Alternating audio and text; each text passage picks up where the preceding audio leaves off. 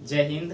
तो चलिए आज हम बात करते हैं चंद्रगुप्त मौर्य की और मौर्य साम्राज्य का कैसे शुरुआत हुआ और ये कैसे शादी किया और सेल्यूकस निकेटर को कैसे हरा दिया था और मेगास्थनीज इसका दरबार में कैसे आया था और कितने पत्नियां थी इसको। चलिए हम आज उसके बारे में डिस्कस करते हैं। तो आप लोग ध्यान से सुनिएगा सभी लाइव वाले लोग। तो 305 ईस्वी पूर्व में जो है सेल्यूकस निकेटर जो सिकंदर का सेनापति था सेल्यूकस निकेटर। और 305 ईस्वी पूर्व में मौर्य चंद्रगुप्त मौर्य और सेल्यूकस निकेटर दोनों के बीच युद्ध हुआ था। और उसमें जो है चंद्रगुप्त मौर्य जीत गए थे और सेल्यूकस निकेटर हार गए थे। तो जब हार गए थे तो सेल्यूकस निकेटर सोचा ये बहुत विद्वान और शक्तिशाली अच्छे शासक है, तो क्यों ना हम इसको अपनी संबंध जैसे होता है ना तो उसमें मिला लूँ। तो वो क्या किया ना कि सबसे पहले वो अपना बेटी का शादी करवा दिया उससे। तो शादी करवा दिया किससे? चंद्रगुप्त मौर्य से। कौन करवाया था? सेल्यूकस निकेटर ने।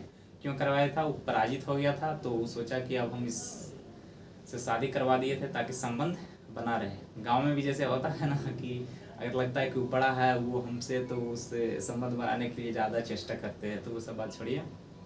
तो शादी करवा दिए और साथ में वो जो एरिया उसका था, जैसे गंधार हो गया, बालूचिस्तान हो गया, काबुल हो गया, सबका क्षेत्र सब इसको दान में दे दिया था। और साथ में 500 हाथी भी दिए थे।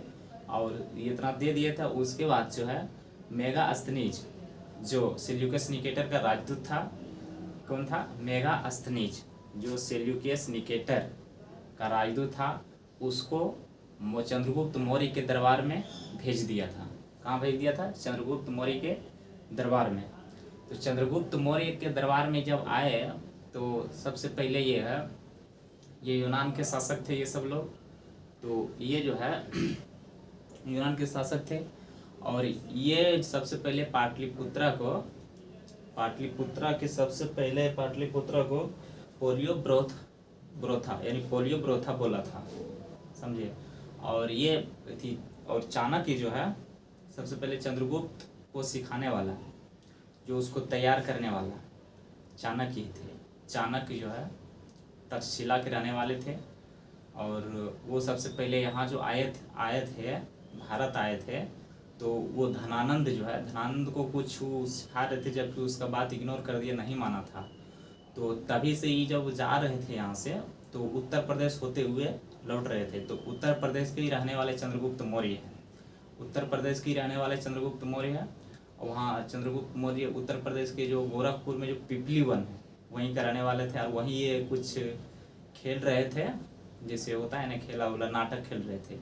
तो वहीं देखा कि चंद्रगुप्त मौर्य ना एक बड़े अच्छे हेड की तरह काम कर रहा था, जैसे कैप्टन उपटन। तो वहीं से उसको उठा के ले गया था और उसका बेटी थी उसका माता जो है मुर्रा से बात किया था और तभी उसको पढ़ा के लिखा के बलवान और रीति बनाया था। और युद्ध के लिए तो वो धनानंद को हरा दिया था और उसका जीत लिया था उसका क्षेत्र। और 305 ईस्वी में सेल्यूकस निकेटर को भी हरा दिया था। और उसको 3 शादी हुआ था तो 3 लड़की से हुआ था। पहला हो गया हेलेना, दूरधरा, उसका वह चंद्र नंदिनी। तो चंद्र नंदिनी का कोई खास नहीं है, वो एक काल्पनिक है। मेन है हेलेना और दूरधरा। तो दूरधरा जैसे उसका जो है जो कार्यकाल खत्म हो गया था जैसे चंद्रगुप्त मौर्य का, तो आ गया था उसका बेटा, चंद्रगुप्त का बेटा के बिंदुसार। तो वही दूरधरा का बेटा बिंदुसार है। तो चलिए हम लोग पढ़ते हैं इसको। सबसे पहले देखिए 305 बीसी चंद्रगुप्त मौर्य किसको हराया था? सेल्यूकस निकेटर को पराजित कर दिया था। और उसको पराजित कर दिया था तो उसका शादी करवा दिया था किससे? हेलेना से शादी करवा दिया था। और उसके बदले उसको मेगास्थनीज भेजा था उसका दरबार में। सेल्यूकस निकेटर अपना राजदूत मेगास्थनीज को चंद्रगुप्त मौर्य के दरबार में भेजा था। यूनानी लेखक पाटलिपुत्रा को पोलिब्रोथा कहा था, पोलिब्रोथा बोला था।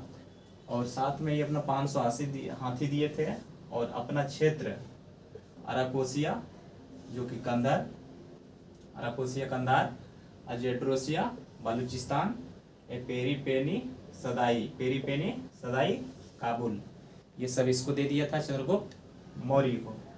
और एपियंस नामक यूनानी ने ही इतना बात लिखा था और बोला था। तो आप लोग इसे अच्छे से समझ गए होंगे, और नेक्स्ट में आगे फिर क्लासिकल होगा। आज के लिए ही इतना ही। सभी को ऑल बेस्ट।